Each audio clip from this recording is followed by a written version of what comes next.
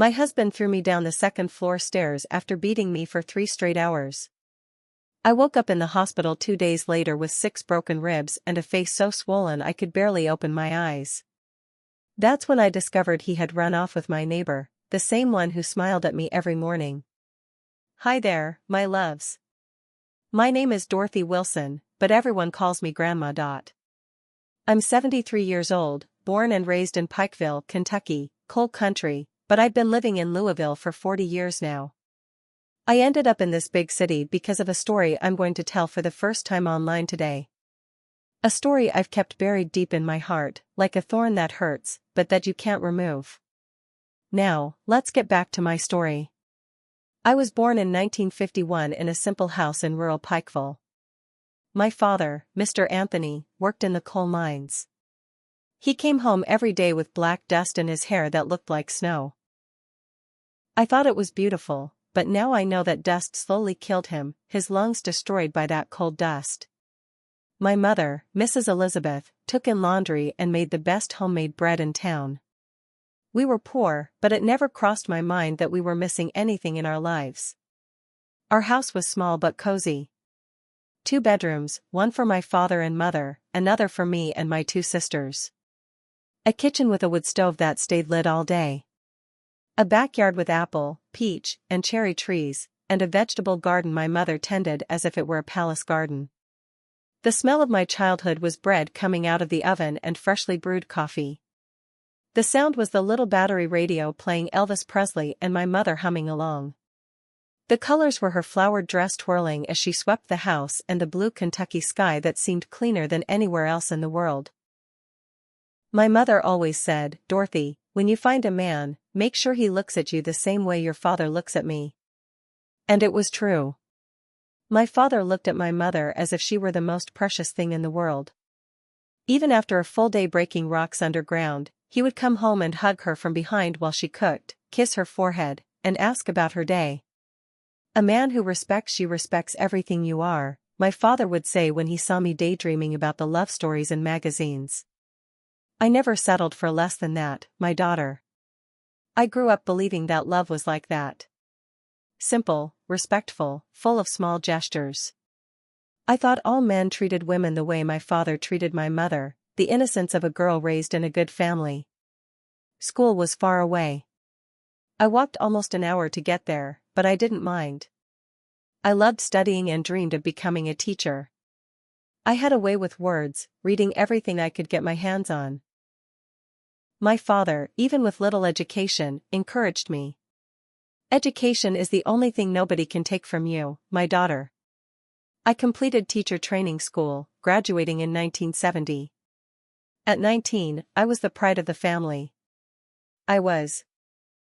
Each compliment was like water to my garden of romantic dreams. Each smile made my heart race like a galloping horse. One day, he invited me for ice cream after school. I was nervous. I'd never gone out alone with a man, but I accepted. I told my mother, who was concerned. "Daughter, be careful. Men who are too handsome usually know they're handsome. But Mom, he's respectful. He hasn't even tried to hold my hand." "Not yet," she said with the wisdom of someone who's lived. Not yet. But who listens to a mother's advice when your heart is beating fast? I went on the date and it was perfect. Gerald was funny, intelligent, full of stories. He worked as a salesman for a furniture store in Pikeville. He dreamed of having his own business someday. "I want to provide comfort for my future wife," he said, looking at me in a way that made it clear who that wife would be. The courtship started slowly, always respectful, always within the limits I set. Gerald came to our house on Sundays, had lunch with my family.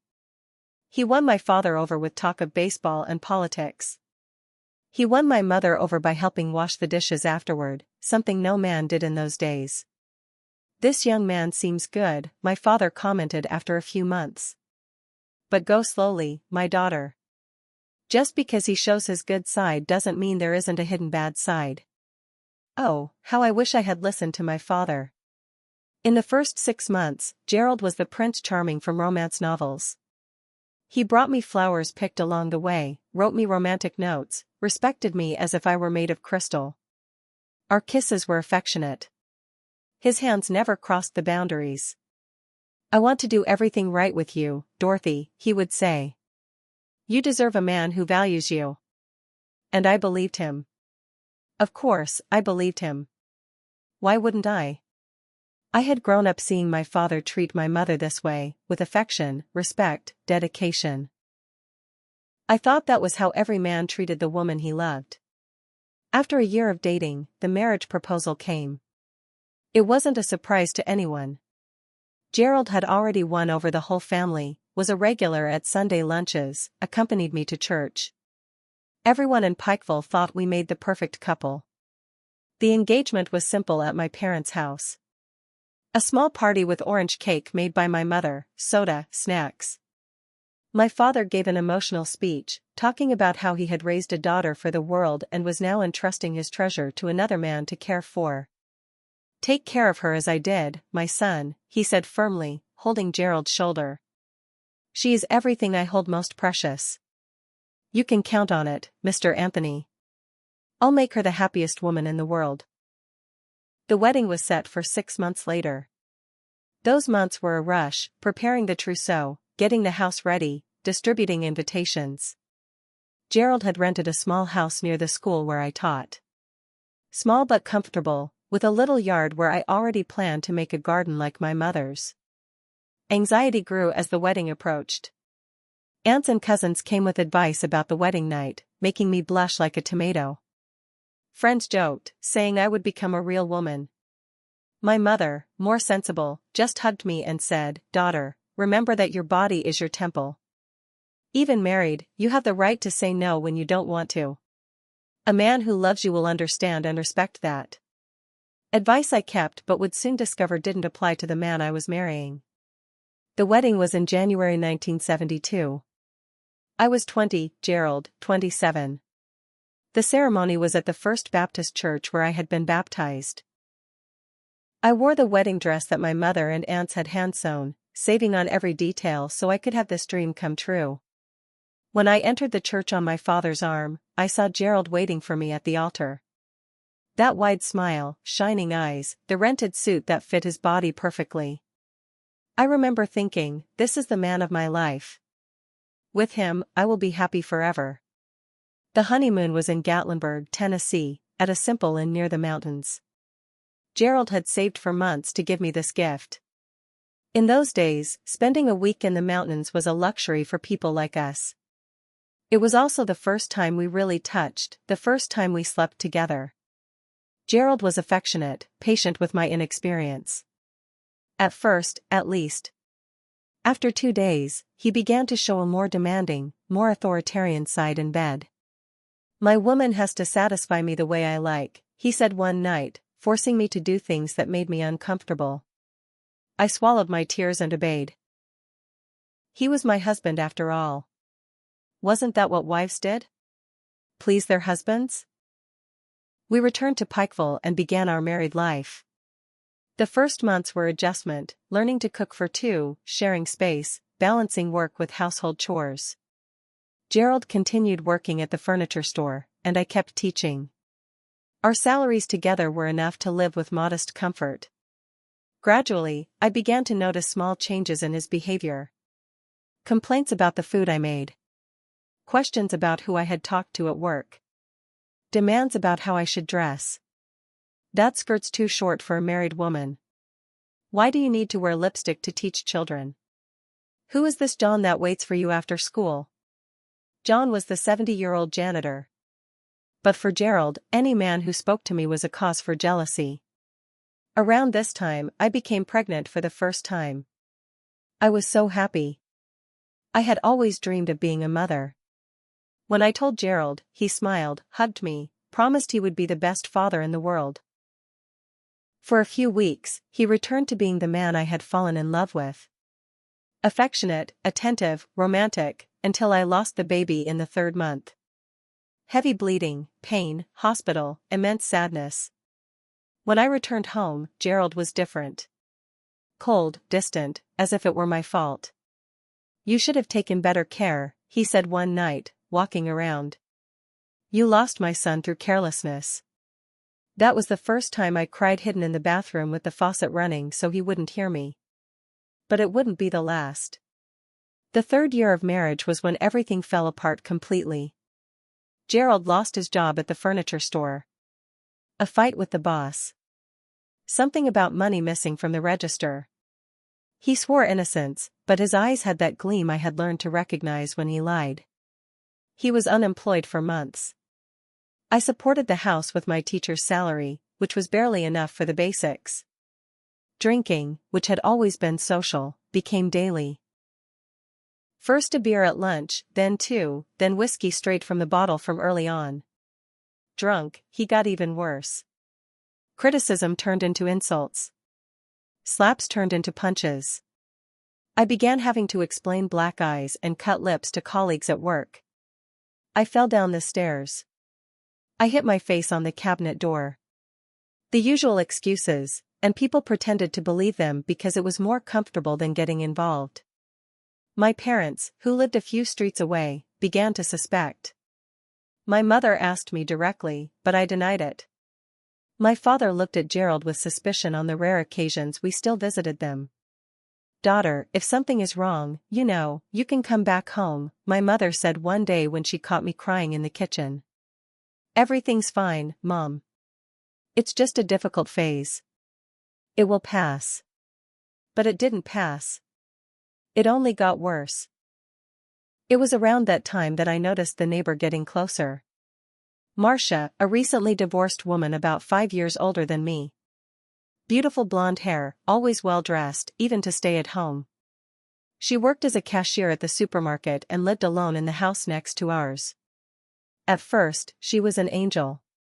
She brought me homemade cookies, asked if I needed help, talked to me when she saw me crying in the yard. She became a friend, a confidant. He hits you? Honey, that's not normal. You need to get out of there. I can't, Marcia. I have nowhere to go. Yes, you do.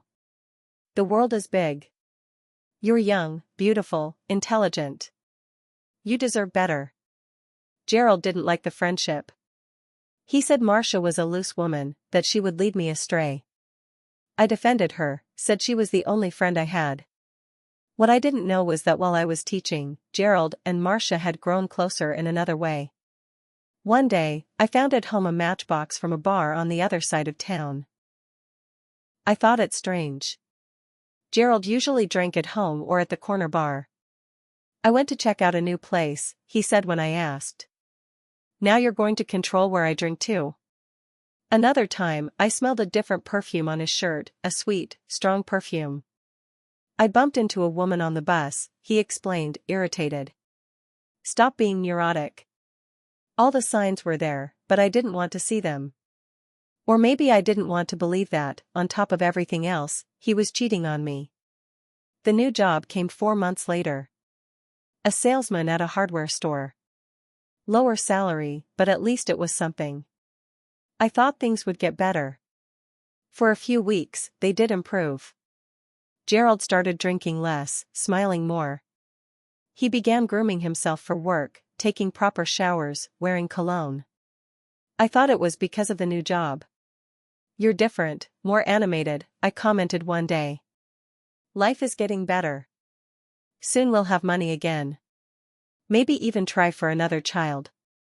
Another child. Even after everything I had been through, my heart still raced at the idea. I still dreamed of a happy family with a baby in my arms, the foolishness of a woman who doesn't learn. It was on May 15, 1975, a date I'll never forget, that everything changed forever. It was a rainy Friday. I came home from school earlier because the ceiling of a classroom was leaking, and they sent the students home. I opened the door and heard laughter. A woman's laughter coming from our bedroom. The world stopped. My heart stopped. I knew what I would find, but still, I wasn't prepared. I cracked open the bedroom door and saw Gerald and Marcia in my bed, in the place where I slept every night. I closed the door without making a sound. They didn't even notice. I went to the kitchen, sat down, stared at nothing. I couldn't cry. I couldn't scream. I just felt an immense emptiness. Half an hour later, I heard the back door opening and closing, Marcia sneaking out, not to be caught. Then Gerald came out of the bedroom, whistling. When he saw me sitting in the kitchen, he stopped in his tracks. "What are you doing home at this hour?" "They let us out early." "Rain." He looked at me, at the clock on the wall, back at me. I saw the exact moment he realized I knew. "Did you see something?" he asked, his voice already changing. "I saw everything. You and Marcia in our bed." I expected shouting, slapping, denial. But he laughed. Laughed as if it were a joke. "And what are you going to do?" "Huh? Who are you going to tell?" I got up from the chair, my legs wobbly. "I'm leaving. It's over, Gerald." That's when he changed. The laugh turned into a growl. His eyes got small, dark. "You're not going anywhere. You're my wife. You only leave when I let you. I'm not a thing to have an owner. It's over." I tried to walk past him to go to the bedroom to get my things. That's when the real hell began. Gerald blocked my path with his body, big, strong, blocking the way like a wall of flesh and hatred. I tried to go around him. He pushed me back. I fell sitting on the chair, the shock greater than the pain. "You're not going anywhere," he said through his teeth. "This house is mine. You are mine. The house is rented, Gerald, and I am not property. It's over." I tried to get up again. That's when he gave me the first slap. Hard in the face, throwing me to the side. "Shut up. Spying on me now? Who gave you that right?" Another slap, harder, then a punch to the stomach that doubled me over, breathless. I fell to my knees, vision blurred with pain and tears. He grabbed me by the hair, dragged me across the kitchen. "Want to know why I was with Marcia? Because she's a real woman. She knows how to please a man. She's not frigid like you." He threw me against the wall. My head hit it. I saw stars. He continued, increasingly out of control. Words worse than the blows, destroying what little self-esteem I had left. "You can't even give me a child. Barren, worthless." The blows came nonstop. Punches, kicks, slaps. I tried to protect myself, to curl up, but he was much stronger. At some point, I stopped feeling pain. I stopped feeling anything. I just wanted it to end. I don't know how long it lasted. In my memory, it was hours, but maybe it was minutes. I only know that when he finally stopped, I was lying on the kitchen floor. One eye so swollen I could barely open it. Blood running from my nose, my mouth, from a cut on my eyebrow. Gerald stood looking down at me, panting from the effort of beating me. Then he spat on the floor next to me. "If you try to leave again, I'll kill you. Understand?" I didn't answer. I didn't have the strength even to speak. "Understand," he yelled, kicking me in the ribs. "I understand," I managed to whisper. He walked away, grabbed his keys, his wallet. "I'm going out. When I get back, I want dinner ready and you with a better face. Put ice on that face. It's too ugly." And he left. Left me there on the floor, bleeding, without help, without comfort, without anything. I lay there for what seemed like forever. Each breath hurt. Each movement was agony. But something inside me said I needed to get out of there, that if I stayed, he would kill me. I dragged myself to the telephone in the living room. I thought about calling my parents, but I knew my father would come kill Gerald and end up in jail. I thought about the police, but back then, police didn't get involved in couples' fights. I called the only person I still trusted, my older sister, Lois, who lived a few blocks away. "Lois, help me. Gerald, he beat me badly." I could barely speak between sobs and pain. "My God, Dorothy, stay there.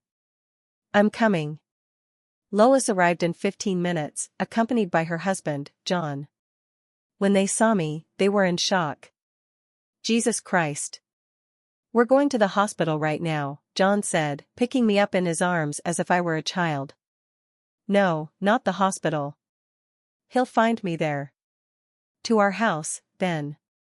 Lois, get some of her clothes. Lois went into the bedroom and came back pale. John, there's blood on the bed. A lot of blood. And it's not hers. I understood immediately. Marcia. Had Gerald done something to her, too, or was it another kind of blood? At that moment, I couldn't even think straight. They took me to their house. John was a construction worker, Lois, a seamstress.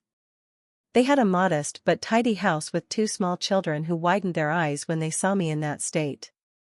Aunt Dot fell down the stairs, Lois quickly explained, sending the children to the backyard. She cleaned my wounds, put ice on the bruises, gave me painkillers. While caring for me, she spoke softly. How long has it been like this, Dorothy? Why didn't you tell us? I cried. I cried like I had never cried in my life. I told everything.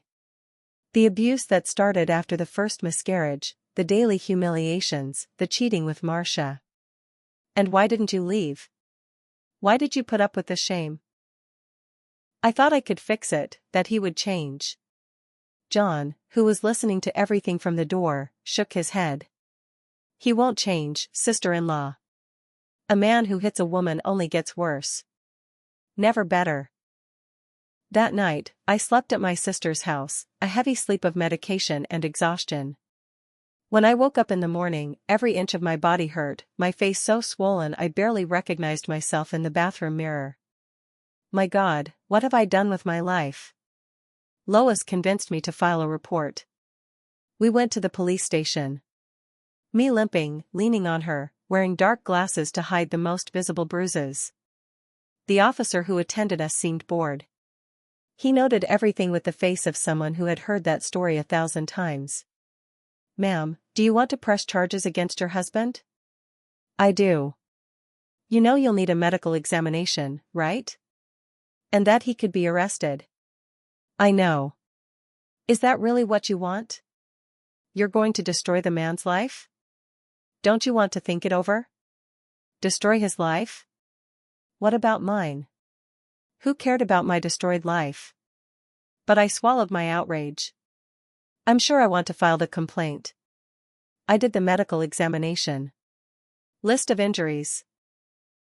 Multiple bruises on face and body, a cut on my left eyebrow requiring 6 stitches, 2 cracked ribs, head trauma, and a kidney injury. The doctor who examined me whispered as he noted, if you go back home, he'll kill you next time. I didn't go back. I stayed at my sister's house while the police looked for Gerald. 3 days later, I received the news. He had disappeared, taken clothes and documents, abandoned his job, run away like the coward he is, my brother-in-law said. Better this way, away from you. But there was still a detail missing in this whole story. Marcia, the neighbor, the lover, the friend. She had disappeared, too. No one had seen her since that day. On the 4th day, I received an unexpected visit at my sister's house, the owner of the store where Gerald worked. Sorry to bother you, Mrs. Dorothy. I know you're going through a difficult time. But Gerald disappeared without collecting his last paycheck. And Miss Marcia also vanished. They ran away together, I said, my voice firmer than I expected. It seems so. But before that, he came to the store, got an advance that I shouldn't have given, and took some construction materials in her car. What materials? Cement, lime, tools. I thought it strange. That's why I came to ask if you know anything about it. I didn't know, but a chill ran down my spine. Cement, tools, and the blood on the bed. Another week passed. My bruises started to improve.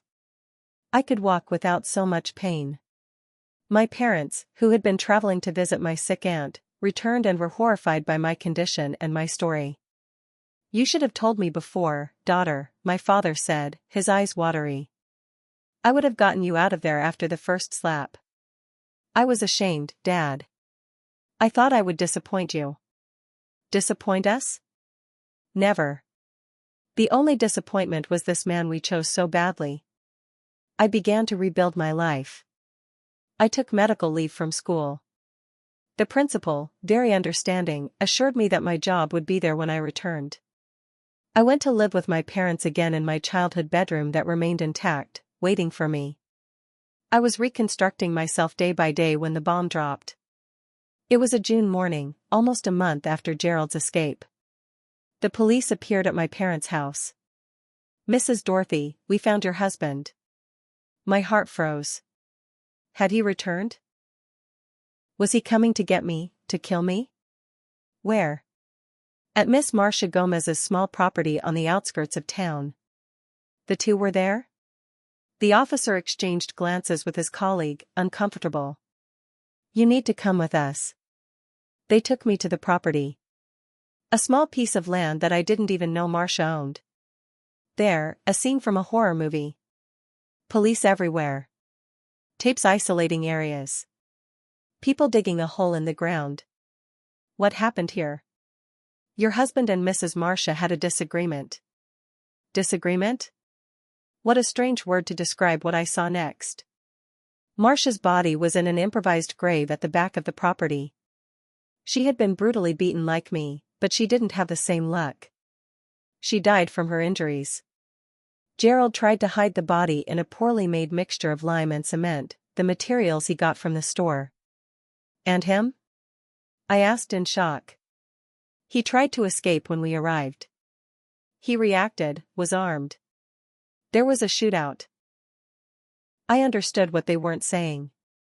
Gerald was also dead. The following days were a blur, giving statements, hearing details I didn't want to know, understanding what had happened. According to what the police discovered, Gerald and Marcia had planned to run away together. He beat me that day and went to meet her at the property where they had arranged to meet. He took the construction materials because he intended to renovate the place. They had plans to live there. But there was a fight, a violent one. The neighbors of the property heard screams but didn't intervene. Rural area. Everyone minds their own business.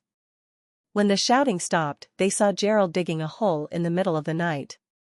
They only reported it because days later they smelled a strong, strange odor coming from the property.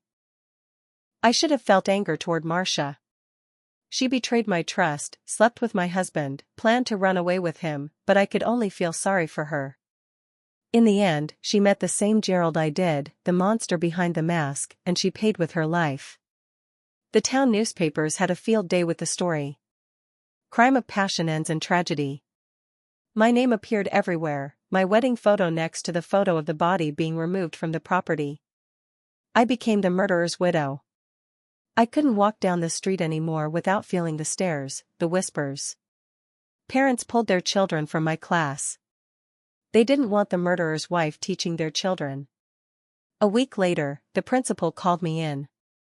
"Dorothy, you know, I like you very much, but the parents are pressuring. The school can't." I lost the job I loved, the profession I had chosen, all because of a man I never deserved to have in my life. I spent months in deep depression. I didn't leave my room, barely ate. My parents, concerned, called doctors, ministers, even faith healers. Nothing helped. I was drowning in guilt. What if I had realized earlier how Gerald was? What if I had reported the first incident of abuse? Marcia would be alive today. "It wasn't your fault, daughter," my mother repeated every day. It was his fault, only his. But I couldn't believe it. It was my father who finally brought me back to life. One Sunday in September, he entered my room with 2 bus tickets in hand. "Where are these for?" I asked, my voice hoarse from crying so much. "Louisville, a big city in Kentucky. Beautiful place with the Ohio River, far from here." "And why 2 tickets?" "One for me, one for you. We're going to start over, daughter. There, nobody knows us. Nobody knows our story. We can be new again." And Mom? She'll stay with your sister for now. When we get settled, she'll join us. And so, with 2 small suitcases and a lot of courage, I left Pikeville on October 10, 1975. I was 24 years old, widowed, marked by violence, but still alive, still breathing, still able to start over. The trip to Louisville was long. 12 hours on the road, the bus bouncing on every curve. I kept looking out the window the whole time, watching the landscape change, the mountains of the interior giving way to the first signs of the city. See that, daughter? My father pointed when we began to cross the bridge that connects to downtown. That's the Ohio River. Beautiful, isn't it? It was beautiful indeed. The blue water, the colorful boats, the outline of the city against the sky. So different from the red earth and mountains of Pikeville. At that moment, I felt something I hadn't felt in months: hope. We arrived with no place to stay, no job, knowing no one. But we had each other and the determination to build something new. My father, the practical man he was, already had a plan. In the first days, we stayed at a simple boarding house downtown. He would leave early every day, return at night, tired but optimistic. There's work here, daughter. Lots of work. The city is growing. The port is full of jobs. A week later, he arrived with the keys to a small rented room in Butchertown, a simple but decent neighborhood. 2 weeks later, he was already working as a construction helper at the port. And me? I took longer to find myself. Fear still paralyzed me. Nightmares still woke me sweating in the middle of the night. The marks, visible and invisible, still hurt. But the big city has this advantage: nobody asks where you came from or what you did. Everyone is too busy with their own lives. Louisville welcomed me like a mother receiving a lost child. The river, the wind with its hint of salt, the hills embracing the city. Everything seemed to say, "Welcome home. You belong here now." In those first months, I lived like a shadow. I rarely went out, spoke little, and hid at home while my father worked. Our small room in Butchertown was tiny but clean. Just one room with a small bathroom, 2 single beds, a 2-burner stove, a small table, a luxury for those who had nothing. From the window, I could see a sliver of the Ohio River between buildings. That little glimpse became my obsession, my comfort. On sleepless nights, I would watch the lights reflected on the water, counting boats, dreaming of distant places where nobody knew my name or my story. You need to get out, daughter. Get some sun. See people. My father insisted on weekends. He'd drag me to the waterfront park, still wild in those days. We'd walk on the sand, barefoot, warm water lapping at our ankles. Gradually, the tension in my shoulders eased. The permanent knot in my throat loosened. It was at the park that I met Lenore, a funnel cake vendor who set up her colorful stand every Sunday. A strong black woman with an easy smile and eyes that saw far beyond what we showed. "You're carrying too much weight, girl," she told me one day as she handed me a warm funnel cake. "You weren't made to carry so much." I don't know why, but those simple words opened the floodgates. I started crying right there in front of her stand, her other customers. I cried like a lost child. Lenore didn't get flustered. She didn't ask questions. She just came to me, hugged me tight, and led me to a wooden bench behind her stand. "Cry it all out. Cry until you're dry. Then we'll talk." I cried for an hour. She stayed there, rubbing my back, murmuring words of comfort. When I finally stopped, exhausted, she offered me water, a piece of bread, a clean handkerchief. "Now tell me," and I did. For the first time since arriving in Louisville, I told my whole story to someone who wasn't family. I spoke about Gerald, the abuse, Marcia, the deaths, the escape to start over. Lenore listened to everything without interrupting. When I finished, she held my hands in hers. My small white teacher's hands between her large calloused hands of the funnel cake vendor. "You survived, child. You know what that means? It means you're stronger than everything that happened to you, a survivor." I had never thought of myself that way. I had always seen myself as a victim, as a failure, as a woman who couldn't keep her husband or see the danger signs. "Come work with me," Leonard continued. "Not at the park. I have a small diner in the Haymarket district.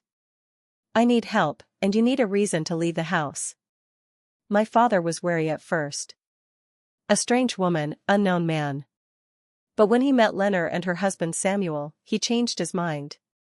He saw in them what I had seen: good, genuine people with no ulterior motives. I started working at the diner in January 1976. I washed dishes, cleaned tables, helped at the register. At first, it was difficult. The noise of the market scared me. Men made me tense. Every shout made me jump. But Leonard had infinite patience.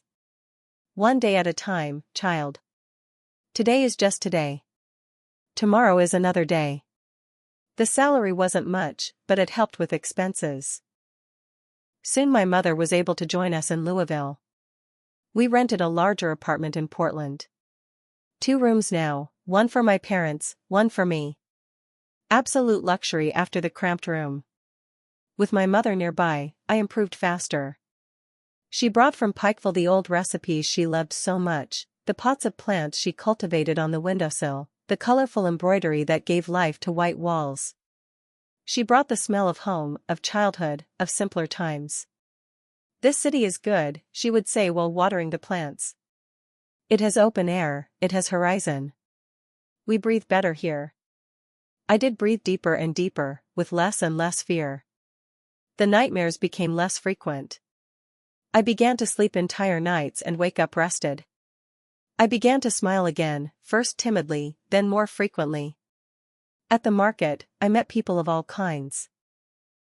Dock workers with stories of the deep river, ladies who sold herbs and prayers, children who ran between the stalls, stealing fruit when no one was looking, homeless people who slept in the corners, for whom Leonard always saved a coffee and bread at the end of the day. Everyone has a story, child. Everyone carries pain. Some show it, others hide it, but everyone bleeds inside. Leonard's simple wisdom healed me more than any therapy, which I couldn't afford anyway. She taught me to look beyond my own pain, to see the suffering of others, to understand that I wasn't alone in the struggle. It was at the market that I also rediscovered something I had lost: the pleasure of teaching. I began giving informal classes to the children of vendors after hours. Children who often missed school to help their parents at the stalls. I used overturned crates as desks, wrote with charcoal on pieces of cardboard. I had no books, no decent notebooks, but I had willingness, and the children were hungry to learn. "Are you a real teacher?" asked little Timmy, son of a fish vendor, while I explained division using seashells. "I was once." "And why did you stop?" "Because life sometimes takes away what we love most." "And can't you get it back?" The innocent question hit me like lightning. Why not? Why couldn't I take back what was rightfully mine by vocation? The fear of Gerald no longer existed. He was dead. The shame of the story? No one in Louisville knew my past. That night, I talked with my parents about going back to school, getting a college degree, an official diploma. "This is what I want, Dad, to be a teacher again, for real. With a classroom, students, chalk in hand." My father, who never stopped believing in me, smiled in a way that lit up the entire room. "If that's what you want, daughter, that's what you'll have." It wasn't easy. I worked all day at the market, studied at night. When the University of Louisville opened spots for the education program, I signed up. I took the entrance exam at 26, competing with young people fresh out of high school. I passed in 20th place, but I passed. It was the beginning of my true reconstruction. University life opened horizons I didn't know existed. Ideas, debates, books, different people. I learned about John Dewey and his progressive education, about Montessori and her child-centered method, about theories and practices that transformed lives through education. While studying, I continued giving my informal lessons at the market, now with more technique, with increasing enthusiasm. The parents began to notice the difference. Children who previously could barely write their names now read small texts, did math, asked about the world. "What you're doing with these children is a miracle," Leonard commented one day. "They arrive here with dead eyes, leave shining." "It's not a miracle. It's education. It's showing them they can be more than they think they can." In 1979, in my last year of college, an opportunity arose to intern at a public school in Smoketown, a poor neighborhood on the outskirts of Louisville. It was a better salary, fewer hours in the classroom, and more responsibility. I accepted immediately. "Mom, are you a boss now?" Lucas asked when I told him, his eyes wide with admiration. "Not exactly, son. I'm just going to help other teachers be better for the students." "Like you do with me when you teach me lessons?" "Similar. But you're still my boss, right?" he added, smiling. "I am, son, I am." It was there in that stuffy public school classroom that I finally understood. Everything I had lived through had a purpose. Each pain, each humiliation, each moment of despair brought me to that place, made me the teacher those children needed. Someone who understood what it was to fight against the impossible. Someone who knew what it was to start over from zero. At the end of the year, I managed to teach 28 of the 30 children to read and write. The other 2 had learning difficulties that required specialized monitoring, something I fought to get for them. The principal, impressed with the results, offered me a permanent contract as soon as I graduated. "You have a gift, Dorothy. These children need you." In December 1979, at 28, I graduated in education. My parents were at the graduation, as proud as if I had won a Nobel Prize. Leonard and Samuel, too, bringing a huge basket of pastries that fed the entire party. My classmates, most 10 years younger than me, elected me class speaker. "It's never too late to start over," I said in my speech. "It's never too late to be who you should have been before life interrupted you." Life was finally getting on track. I had a profession, had purpose, had family and friends who loved me. The past still hurt when touched, but it no longer bled. That's when the past came knocking at my door. It was a March afternoon in 1980. I was in the classroom teaching my little ones to read when the principal appeared at the door. "Dorothy, someone wants to talk to you. It's urgent." In the hallway, a woman was waiting for me. She was about 50, with graying hair, a face marked by life. I didn't recognize her immediately. "Dorothy. I'm Nancy. Gerald's sister." The world stopped. The name I hadn't heard in almost 5 years, that I avoided even thinking about. Gerald. The man who nearly killed me. The man who killed another and died running from the police. "What do you want?" I managed to ask, my voice trembling. "We need to talk. It's about my nephew." "Nephew?" Gerald didn't have children. "Not with you. With Marcia." The revelation fell like a bomb. Marcia was pregnant when she died. There was a child. A son of Gerald's walking around in the world. She had the baby before? Before what happened? Nancy continued. "She left him with my mother when she went to meet Gerald at that property. Nobody knew, not even the police." "And why are you looking for me now?" "My mother died last month. The boy stayed with me, but I'm sick. Cancer. I can't take care of him anymore." "And what does that have to do with me?" "You were Gerald's wife. Legally, you're the closest relative after me. You're asking me to care for the child of the man who almost killed me, with the woman he cheated on me with?" She lowered her eyes, ashamed. "I know it's a lot to ask, but the boy isn't to blame. He's 4 years old. He's an innocent child." "Where is he now?" "In the car with my husband." "Do you want to see him?" I didn't want to. I wanted to run, scream, deny that absurd reality. But a force greater than fear made me say yes. We went to the parking lot. An old car was parked under a tree. A man sitting at the wheel waved when he saw us. In the back seat, a child looked out the window.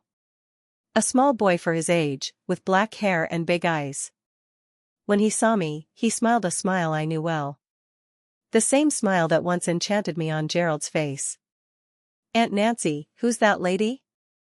"She's a friend, Lucas. A friend who's going to take care of you for a few days." Days.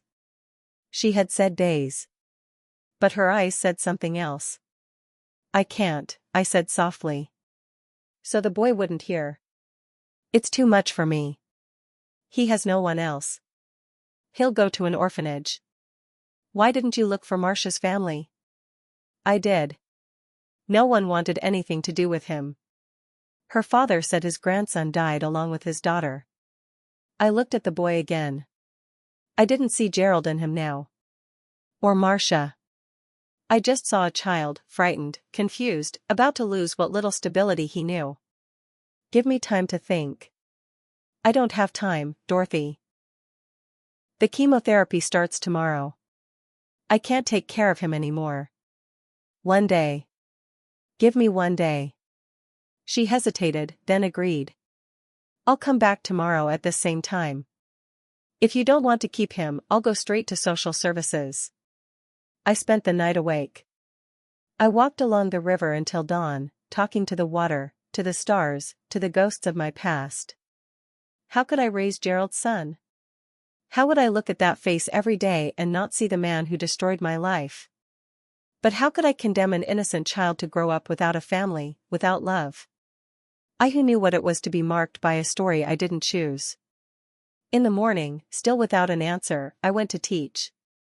I looked at my students, children who had taught me so much about forgiveness, about new beginnings, about seeing beyond the scars. I thought about little Lucas, who didn't ask to be born to those parents, who didn't ask to be abandoned. During the break, I called my parents. "I need to tell you something. It's complicated." I explained everything. I waited for the negative reaction, the shock, the refusal. "Bring him home," my mother said simply. "What?" "The boy. Bring him home. If he's going to be your son, he's going to be our grandson, too." "Mom, he's Gerald's son." "So? The child isn't to blame for who his father is or his mother." That afternoon, when Nancy returned, I already had my answer. "I'll keep him," she cried. She took a folder with documents from her purse. Birth certificate, vaccination card, some photos. "Thank you. I know I didn't deserve this from you." Lucas came to me, curious but cautious. I squatted to be at his height. "Hi, Lucas. Remember me? I'm Dorothy. Am I going to live with you?" "You are. There's a park near my house. Do you like parks?" His little eyes sparkled. "I do. Grandma never took me."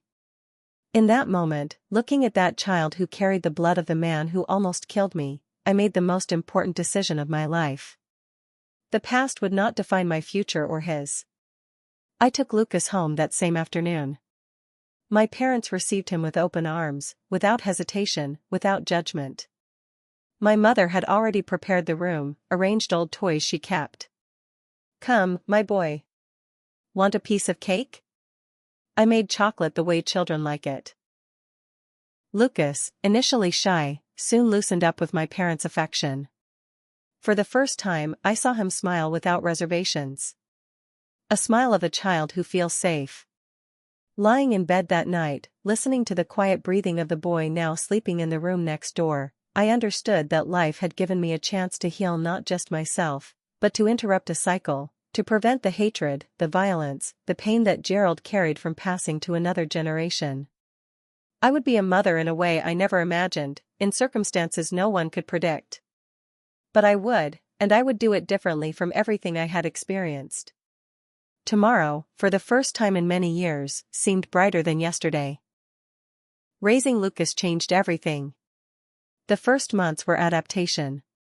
Him asking about Aunt Nancy, crying at night, finding the new house and the new family strange. Me learning to be a mother suddenly at 29 of a 4-year-old boy who carried in his blood a history I so wanted to forget. "Why doesn't Aunt Nancy come get me?" he asked almost every day. "She's sick, my dear. She needs to stay in the hospital to get better." "And when she gets better, will I leave?" The question broke my heart.